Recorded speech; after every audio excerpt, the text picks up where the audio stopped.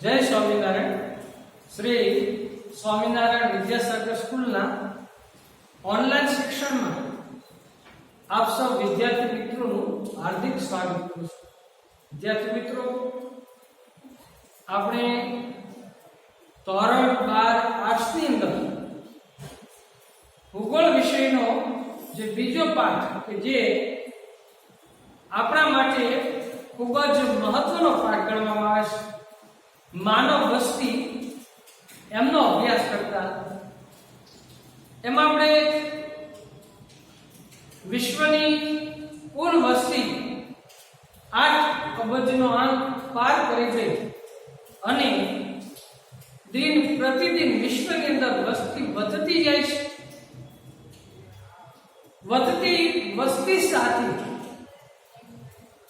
ઘણી બધી સમસ્યાઓ સર્જાય છે।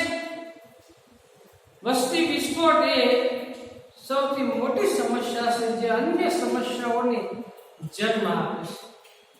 આજે આપણે જોઈએ કે વિશ્વની અંદર પ્રદૂષણો વધી રહ્યા છે। હવાનું હોય, ધ્વનિનું હોય, જળ પ્રદૂષણ હોય કે ઉદ્યોગોમાંથી નીકળતો જે ઘન કચરો એમનું પ્રદૂષણ હોય, તો આ પ્રદૂષણો વધી રહ્યા છે અને વિશ્વની અંદર આબોહવામાં પણ પરિવર્તન આવી રહ્યું છે। ગ્લોબલ વોર્મિંગ એવો શબ્દ તમે સાંભળ્યો છે। ગ્લોબલ વોર્મિંગ એટલે કે તાપમાનમાં સતત વૃદ્ધિ થતી જાય છે। તો આપણે એમાં વસ્તી ગીચતા પ્રત્યેક ચોરસ કિલોમીટરમાં રહેતી જનસંખ્યા વસ્તી ગીચતા કહેવામાં આવે છે। વસ્તી ગીચતા પર અસર કરતા પરિબળો જોયા। આજે આપણે સ્ત્રી પુરુષનું પ્રમાણ, જેને આપણે જાતિ પ્રમાણ કહેવામાં આવે છે, કે દર 1000 પુરુષોએ સ્ત્રીઓની સંખ્યા કેટલી। આપણે જોઈએ કે સમાજને વ્યવસ્થિત રાખવા માટે 1000 પુરુષોએ 1000 સ્ત્રીઓ હોવી જોઈએ, પણ ભારતની વાત કરીએ તો એવું જોવા મળતું નથી। 2011 ની અંદર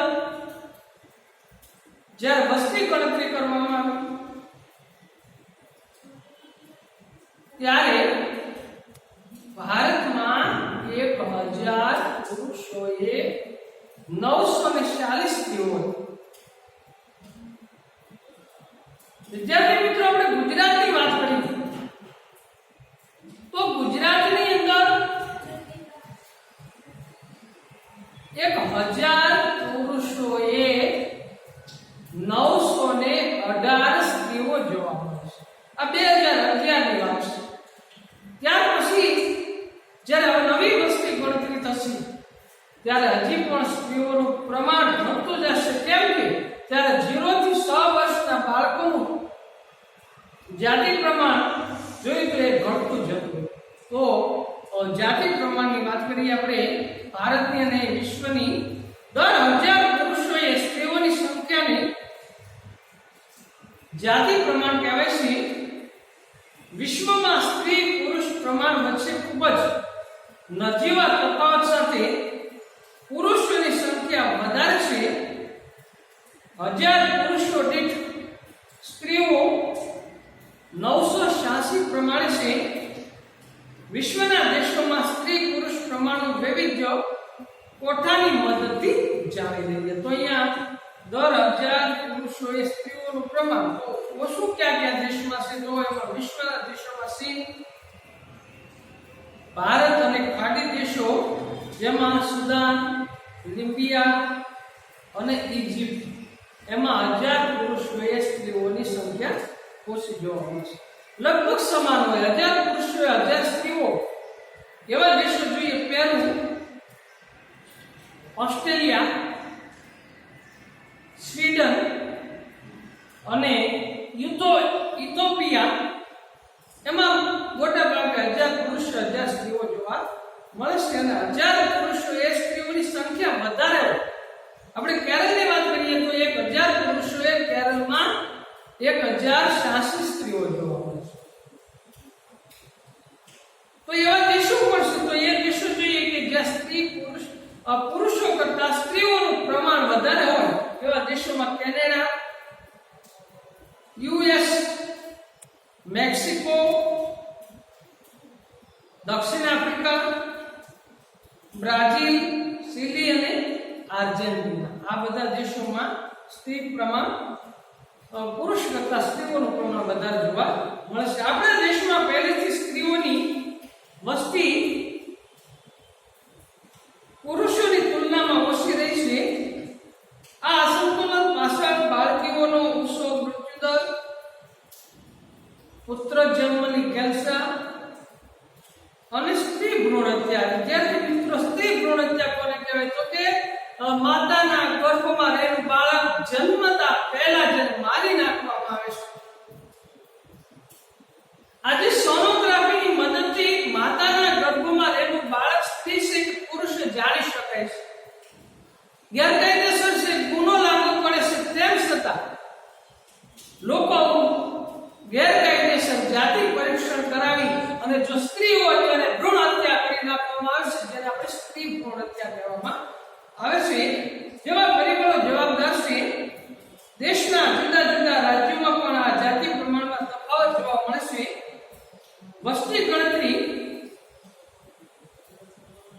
2011 મુજબ 1000 પુરુષો દીઠ સ્ત્રીઓનું પ્રમાણ શહેરી ક્ષેત્રોમાં 926 અને ગ્રામીણ ક્ષેત્રોમાં 947. તો 2011 માં જ્યારે વસ્તી ગણતરી થઈ ત્યારે 1000 પુરુષોએ શહેરોમાં 926 સ્ત્રીઓ હતી, જ્યારે ગ્રામીણ ક્ષેત્રોમાં 1000 પુરુષોએ 947 સ્ત્રીઓ હતી. જ્યારે રાષ્ટ્રીય સરેરાશમાં સ્ત્રીઓનું પ્રમાણ 940 છે. કેરળમાં દર 1000 પુરુષો સ્ત્રીઓનું પ્રમાણ 1084 અને તમિલનાડુમાં 996 આંક સાથે અનુક્રમે પ્રથમ અને બીજા ક્રમે છે. કેન્દ્ર શાસિત પ્રદેશોમાં સૌથી વધારે સ્ત્રી પુરુષનું પ્રમાણ પોંડિચેરીમાં 1037 અને સૌથી ઓછું પ્રમાણ દીવ, દમણ જેમાં 718 છે. જ્યારે છત્તીસગઢ, તમિલનાડુ, આંધ્રપ્રદેશ અને મણિપુર એ 4 રાજ્યો સંતુલિત સ્ત્રી પુરુષ પ્રમાણની દિશામાં મોખરે છે. ગુજરાતમાં પ્રમાણ 919. તો વિદ્યાર્થી મિત્રો, 1000 પુરુષોએ ગુજરાતમાં 919 સ્ત્રીઓ છે.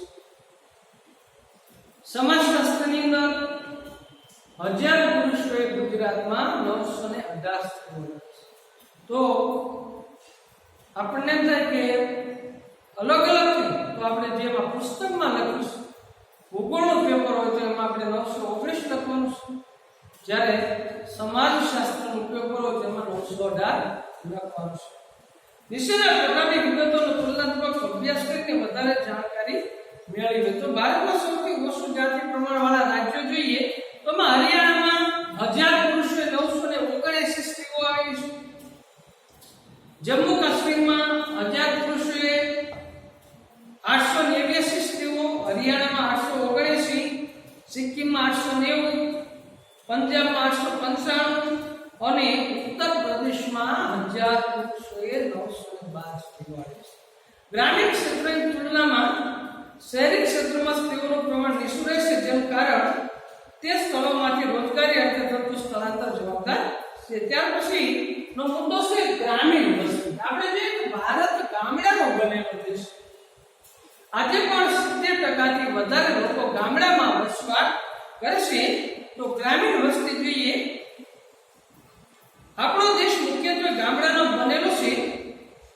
દેશની કુલ વસ્તીના 68.84% ગામડામાં અને 31.16% વસ્તી શહેરોમાં વસવાટ કરે છે.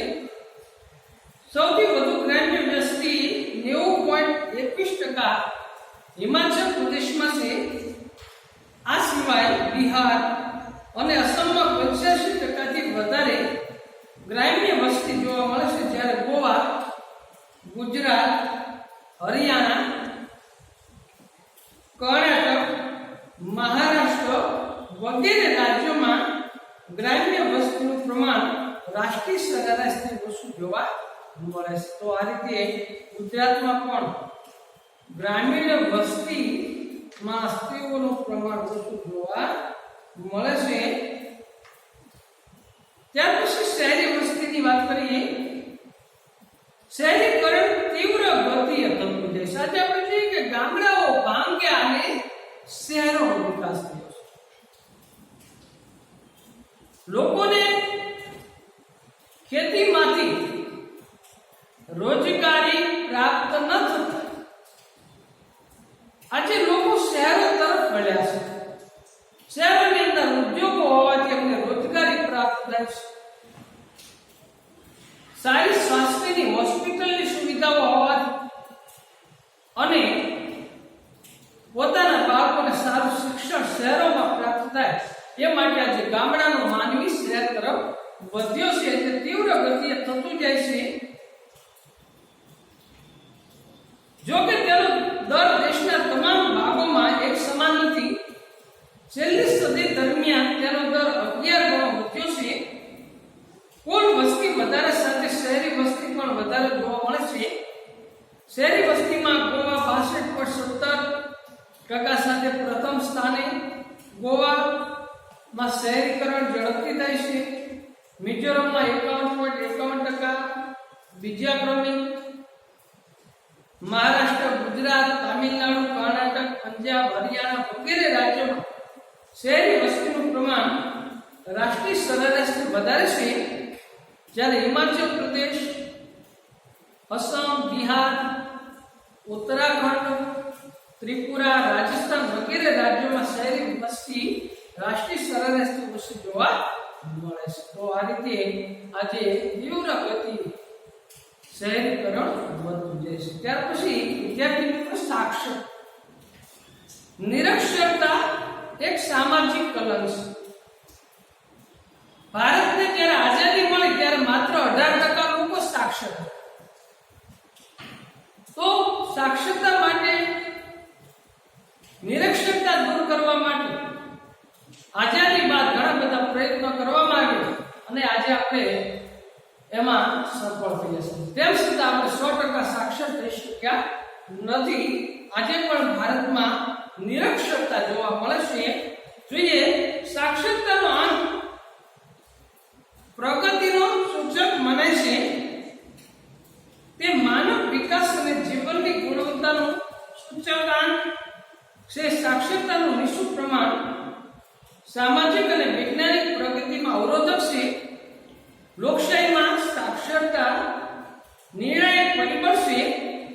ભારતની સાક્ષરતાનો દર 74.07%. તો ભારતમાં સાક્ષરતાનો દર 74.0.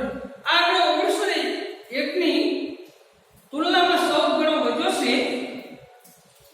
હાલ પુરુષોની સાક્ષરતાનો દર 82.14% અને મહિલાઓનો સાક્ષરતા દર 65.47% છે. છેલ્લા 60 વર્ષોમાં પુરુષોની તુલનામાં મહિલાઓના સાક્ષરતા દરમાં થયેલો વધારો એ ઉત્સાહજનક છે. સાક્ષરતાનો આંક દેશમાં શહેરી ક્ષેત્રો, ગ્રામીણ ક્ષેત્રો, જુદા જુદા સામાજિક અને ધાર્મિક જૂથોમાં અલગ અલગ જોવા મળે છે.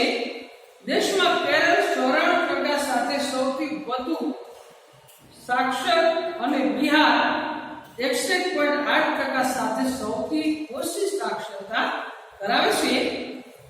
દેશના 16 રાજ્યો અને 7 કેન્દ્ર શાસિત પ્રદેશોમાં સાક્ષરતાનું પ્રમાણ રાષ્ટ્રીય સરેરાશથી વધારે જોવા મળે છે. તો સાક્ષરતાનું પ્રમાણ સ્ત્રી, પુરુષ અને કુલ વિશ્વમાં 80.2% સ્ત્રીઓ સાક્ષર છે, જ્યારે 88.6% પુરુષો સાક્ષર અને કુલ સાક્ષરતા 84.3% છે.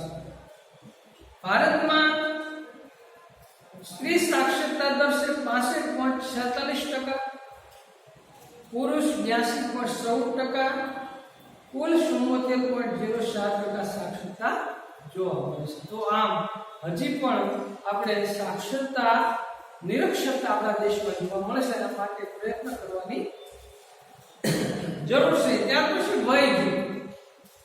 આપણે જોઈએ કે જે દેશની અંદર બાળકો અને વૃદ્ધોની સંખ્યા વધારે હોય એ દેશનો વિકાસ નોંધાય છે. અને જે દેશ યુવાનોનો દેશ હોય એ ઝડપી પ્રગતિ કરતો હોય છે. આજે ભારત છે એ યુવાનોનો દેશ કહેવાય છે, એટલે આપણે ઝડપી પ્રગતિ કરી રહ્યા છીએ. વય જૂથના અભ્યાસથી દેશને ઉપલબ્ધ શ્રમ શક્તિ અને સરેરાશ આયુષ્યનો ખ્યાલ આવે છે. વય જૂથોના આધારે વસ્તીને મુખ્ય 3 વિભાગમાં વહેંચવામાં આવે છે. એમાં કિશોર વર્ગ 15 વર્ષથી ઓછી હોય જેને કિશોર વર્ગ કહેવામાં આવે છે. યુવા વર્ગ 15 થી 59 વર્ષની વયના લોકોને યુવા વર્ગ કહેવામાં આવે છે. અને પ્રૌઢ વર્ગ એટલે કે 60 થી વધારે વય ધરાવતા હોય એને પ્રૌઢ વર્ગ કહેવામાં આવશે. 2011 ની ભારતની વસ્તી ગણતરી મુજબ 29.7% વસ્તી કિશોર વર્ગમાં આવે છે. યુવા વર્ગમાં 66.8% અને પ્રૌઢ વર્ગ 5.5% પ્રમાણ ધરાવે છે. વિદ્યાર્થી મિત્રો, 2011 માં જ્યારે વસ્તી ગણતરી કરી ત્યારે 15 વર્ષથી નાના લોકોની સંખ્યા 29.7%, 15 થી મોટા અને 59 થી નાના એવા યુવા વર્ગમાં 66.8% અને પ્રૌઢ એટલે કે વૃદ્ધો 60 વર્ષથી ઉપરના 5.5%નું પ્રમાણ હતું. એટલે કે ભારત યુવાનોનો દેશ એવું કહી શકીએ. 2011 ના આંકડાઓનું વિશ્લેષણ કરીએ તો કિશોર વર્ગની ટકાવારી અગાઉની તુલનામાં નીચે ગઈ છે, જ્યારે બાકીના 2 વર્ગમાં વધારો થયો છે. આ જન્મદરના ઘટાડાની અને સરેરાશ આયુષ્ય વધ્યાની નિશાની છે. શહેરોની તુલનામાં ગ્રામીણ ક્ષેત્રોમાં કિશોર વર્ગ અને પ્રૌઢ વર્ગની વસ્તીનું પ્રમાણ વધારે હોય છે. જે દેશોમાં નાગરિકોનું જીવન ધોરણ ઊંચું છે તે દેશોમાં પ્રૌઢ વસ્તીનું પ્રમાણ વધારે હોય છે. તો આ રીતે આપણે સ્ત્રી પુરુષનું જાતિ પ્રમાણ, ગ્રામીણ વસ્તી, શહેરી વસ્તી, સાક્ષરતા અને વય જૂથની વાત કરી.